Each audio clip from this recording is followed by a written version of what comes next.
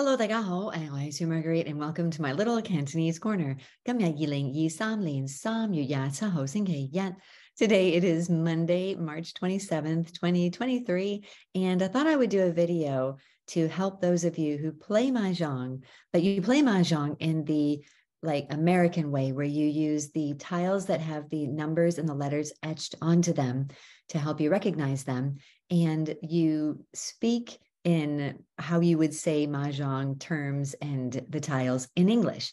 So I thought today I would do specifically teaching you the characters that appear on the Mahjong tiles and how to say them. So the next time you play with your Cantonese friends, you can amaze them by saying the words that you need to say in Cantonese. But first, if you've not yet visited my channel or this is your first time, my name is Marguerite and I do videos on learning Cantonese, Mahjong, and some cultural conversations. I've lived in Hong Kong for 33 years. I'm back in the US now, plan to be back in Hong Kong by the end of the year. And so kind of have been a very big fan of Cantonese and of helping other people learn. If you want to learn characters with me, head on over to cantolingo.com or otherwise just hang out with me here on Cantonese Corner. Okay, so let's get started. I want to share with you, I'm doing this on Zoom today because I want to share with you an article that I found. You know, there's so many things out there that you can use to learn Mahjong. And this was one in Playtimes magazine. Now, if you're in Hong Kong, you probably know Playtimes is a great magazine to tell you all about everything that's going on in Hong Kong. I'm going to make my screen big because this is the second time I'm recording this video, because the first time half of this got cut off. So I'm really hoping that this time you will see the entire screen. So yeah, you can see they've got ultimate guides to things in Hong Kong. And they did this article updated in February this year, How to Play Mahjong, a Beginner's Guide. So you can take a look and read this one. You've got time, just go to Playtimes and search for this article. I'll put the link down below in the description box. But they go through everything you need to know. And here's what I want to start with, is that these are the suits in the Mahjong game, right? You've got circles or dots. You've got the bamboo sticks, also known as sticks or bams, I've heard them called here in the US. And you've got the number characters as well. So in Cantonese, if you want to play and say them properly in Cantonese, the circles and dots are going to be your tongzi, right? Tongzi. Now I'm looking for my tongzi character here. They are just the circles, but you can easily see them on the screen. So if you are playing Mahjong and you're going to put out a tile onto the board, you could say like yatong, right? Yatong, because sometimes you like announce what you're putting out there, right? Yatong, yitong, right? So your tong is your fourth low falling tong, and then zi goes up that second rising. You can see it there. They don't really have the numbers for the Yut Peng, and they don't have the accent marks for the Yale, but Tongzi, I'll put it below. The next one is your bamboos, right? Your sok, zi. Sok is your third mid-tone, sok, zi, the second rising. Sok, zi are your bamboo sticks. I think these are really interesting because, let me make it a little bit bigger. The first thing is that you've got this. You've got like maybe the one there, but a bird is always representing the one bamboo. So yet sok is your one bamboo. And sometimes people will call it zai, because that just means bird, right? Zai, but you could say yes sok if you're putting this tile out. Another thing to notice is that, or to know, is that these aren't really bamboo, right? So it looks like bamboo. And a long time ago, they thought, oh, it looks a lot like bamboo, so let's just make them be the bamboo suit. But actually, there's strings of money, right? So there's strings of coins, because in the old days, China used round coins with a square hole in the center, and people would put them on a sok. Sok is like a thick rope, and they would string them up on rope, all your coins. And that's what these were originally. But now they've morphed into bamboos. And so that's the sok, the suit, sok zi, right? So yes, sok, yi sok, gao sok, right? If you want to put it down. The character suit. Okay, so the character suit is the man zi, man, like yaman. This yaman here is literally 10,000, right? Yaman is 10,000. This is your character for 10,000. So that's how to say all of the character suit. And this is the one that probably poses the most difficulty for learners. So I want to show you something that I've done and that you might want to do if you're trying to wean yourself off the letters and the numbers on your American set or your other Western set, or if you want to go straight ahead and buy a Chinese set. Just buy a Chinese set, because what you can do then is put a sticker on it. See, I've got the sticker there. It's a clear sticker. I could peel it off. I may have to wash off some of the glue, but this is a great way that if you know the characters, but you want to play with friends that don't or are learning, then you can just put a sticker on it. See, like that, number 3 right there. I have a 1 right here. And then they can refer to the numbers if they don't know the characters. But again, I will say that the yet, yi, sam, even the say, well, they're not difficult, right? It's not like they're so complicated that you can't differentiate between the characters. So I would strongly recommend that if you have a suit, cover up. You can get a different kind of sticker and cover up any number that you might have on yours, or buy a Chinese set and then just put a sticker on until you know them well enough. You can take the sticker off, or if you're playing with friends, just keep it on and that you know them, but maybe for your friends, it might be a help. Okay, so that's all your suits. Now let's go on to these dragon tiles and the wind tiles. Okay, so the dragons, some Mahjong sets, especially those like from a long, long time ago, actually have a dragon etched onto them. But these in a typical set, you won't. And that's your, this is your home, Zhong. So red, this is the character that means center. And we actually get this character in the very first lesson of my character course. Again, if you're interested, kentolingo.com is the place to go if you want to learn characters with me. This zhong stands for middle or central, center. It is also used in China. Zhongguo, right, is China, the middle kingdom, the middle country. But in Mahjong, this is always red because it's called the hong. Zhong, hong is red. The low falling fourth tone, hong zhong. So if you've got a hong zhong, then that's what you would say, right? Hong zhong. Now the green dragon is, here we go. The green dragon here is a fat, right? Fat choi, right? Fat choi. So your fat character is your third fat, right? And this is the way it appears. And these typically don't have the English character on it. Maybe they do, I don't know, but they're pretty, I mean, there's only 4 of them in the whole set. It's pretty easy to differentiate between red and green, right? And then the third one here is going to be our ba ban, right? Ba ban. Ba is white, right? Ba, so it's white. And then ban is board. So it literally means whiteboard, right? Ba ban. And I guess in some sets, it might just be a completely blank. They don't even have the border, the blue border around it, but usually they do. So this is your baban. I've heard this called soap in playing with Western friends, soap, which I think is kind of funny, but it's the whiteboard soap. And maybe, I don't know, if you know of any other names this is called, you can comment down below and let us know. But your baban, right? Baban is going to be your white dragon, I guess they call it. Okay, moving on to the Dong, Lam, Sai, Ba. These are the winds. You'll notice that in Cantonese and Chinese, they do the order differently. So we would be north, south, east, west, right? And in Chinese, they do it starting with east and then south and west and north. So it's going clockwise, right? It's going clockwise around from the east, south, west, north, if you're looking kind of like at the globe, I guess. So what I did for these characters on my set is I put dots, different colored dots.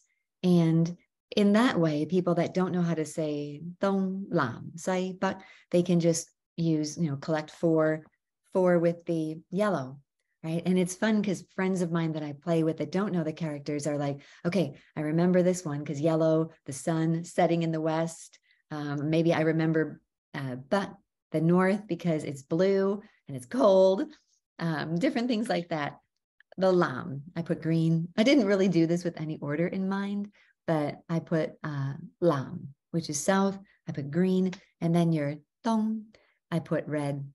So dong lam sai bat, right? So you can also, when you're putting your tile down, right, say dong, right, lam sai bat, and those are your wins.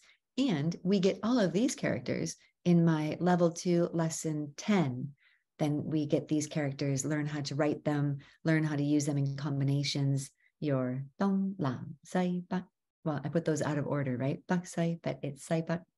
Okay, so those are your dragons and your wind tiles. Now moving on to, okay, so we have flowers, and it's kind of fallen out of favor to play with the flowers these days. But in a Mahjong set, you will have flowers and you might have seasons. In my set, I don't. I simply have, and I think in a lot of standard Hong Kong Mahjong sets, you just get the flowers and you just call them the flowers, the fa, right? Fa is flower in Cantonese, but yeah, fa, yeah, but I'll show you that mine, I never pay attention to the details sometimes. Like I never really notice that these are the same flower. This is, of course, your, the Chinese yet, right? Chinese yet. And then this one is your other flower that matches it, which is your Arabic number. Let's see, Arabic number yet. Okay, so in a set like that, you're going to have that. And I've never honestly heard anyone in playing refer to them as like the plum blossom or the orchid or the chrysanthemum or the bamboo, but that's what they are. And if you have a set that has the characters for that on there, then I think that's pretty cool. We do have the plum blossom, which is your moi, right? Moi. That is your moi. And then the second one, the orchid, is going to be lan, right? Lan. And then you have the chrysanthemum, which is your gok, like gok fa cha, right? Gok fa cha is chrysanthemum tea that you might be getting in your tea house. And the fourth one is zhou, which means bamboo. Zhou. Now you'll notice they're paired to a direction because when you're playing, of course, if you're in the east seat, then the number 1 flower is your flower. Okay, which means it gives you extra points if you get one, right? If you get the yet, and if you get a pair of them, it gives you usually 2 extra points. Okay, so that's why the directions here, they correspond to it. The seasons, again, we don't have that. We've got like a Chinese number and an Arabic number in my set and most of them, but you'll see that these correspond to the seasons, which again would be chun, right? Chun tin is spring, ha tin is summer, Cao tin, both high tone. Cao tin is autumn, and winter is dong tin. Okay, and you can see the characters. These are quite pretty with the Chinese character etched into them. So if you have a set like that, I think it's really cool. None of mine have that. Okay, so we get into the basic rules, and there you can see you've got your dong, lam, sai, bat, and you can learn more about how to play in some of my other videos that I do with my mother-in-law. But I want to zoom ahead here. I think it's, okay. They just tell you where to buy a set in Hong Kong. And I have had people ask me, where did you buy this really pretty sea green set? And I bought that right here at this Cam Fat Mahjong shop, which is probably Gum Fat, right? In Cantonese, I'm guessing. They don't have the Chinese characters here, but Gum Fat is going to be in Hong Hum. And again, you can take a look there at the address and the contact number. The next place that I know of as well, and I've been here before, he helped me etch one of my missing tiles here, this gentleman did, at the Biu Ki Mahjong place in Jordan. Okay, so if you're interested in, I've read that I think he may have closed already or moved, so make sure that you check that before you head over to Jordan. But it's right there opposite the entrance of Temple Street, like opposite kitty corner from like the MTR entrance to Jordan Station. And then we've got some other ones that I'm not as familiar with, but definitely take a look. I mean, that's beautiful. The gold there. And yeah, Wellington Street and Central is another one. So another page that I think is super useful that I want to share with you guys is the Wikipedia page for Mahjong tiles. So let me share that with you now. And I'll make my screen big so nothing gets cut off, hopefully. This Wikipedia page on Mahjong tiles is super interesting because they show you, of course, a standard set. They go into the development of Mahjong. they again give us all of these separating out the seasons and the flowers like we did before. So you can take a look there. They explain the circles, the bamboos, the history. Here you can see the sock, let's see, right here is the coins, right? The coins that I was mentioning before. And then here is the sock, which is a string of coins that they used to have, and how it turned into the bamboos, the sticks, strings, or bams, which I think is really kind of fun. The character suit, and they go into the winds, the dragons, and you can see there some of them actually are a dragon on there, which is kind of cool too. But scrolling down, what I think is really interesting is you see the different sets. So go to the very, very bottom, and they'll have the regional designs. So you can take a look and see, and you can tell that in a typical Hong Kong set, which is this one right here, they have the zhai, the yesok, right? Yesok. But here they'll have the flowers with just as my set did. See, it looks exactly the same. And that's typical Hong Kong style. I see the Canton style is similar. And then you get down to where they actually do have the Macau style, where they do the different seasons and the flowers, the fa. I just thought this was really cool because you can see all the different types that people play with. The Japanese style, a couple different styles, 4 or 5, how many? The American style with the jokers, and a European style, where if you're in Europe watching, you might, this is what I'm talking about when I mean they've got the numbers and letters etched into the characters here in our character suit. Oh, wow, they even do it for all of them. Some suits, oh, okay, yeah, the American style as well. I thought that they only really did it for the character suit because you can kind of count like on dice. It's kind of like dice, right? I mean, on a pair of dice, you wouldn't have 6 for the 6 because you can count 6. So I kind of find it funny that they have these here like that. But in any case, I just thought that was really super interesting how the different regions have different variations in the Mahjong sets. And then they go into construction of the tiles and a lot of different things that you can look up if you'd like to. So I hope that this was super useful. I hope that if you are playing Mahjong and you love Mahjong as much as I do, but you've always wanted to just use the Cantonese words and phrases that you would, I hope that you found this useful. So the next time you play and you're putting your character out, you can say like bat hong, right? If you're doing the 8 circles, or you can say the yesok or zhai for the bird, and the hong zhong, fa chai, and the baban.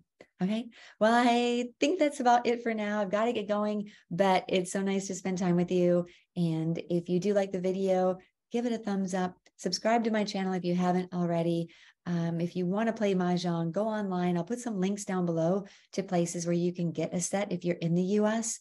And in Hong Kong, of course, go to the Playtimes article and check out those different places that you can get a Mahjong set in Hong Kong. Buy the Chinese set, use the stickers. See, it's really easy to put the stickers on. Even I put a clear one for the numbers here, and you will be knowing those characters and using them in the game in no time. All right, take care, everybody. I'll see you next time here on my little Cantonese corner. Bye. Oh, and if you would like to learn characters with me, then just head on over to www.cantolingo.com.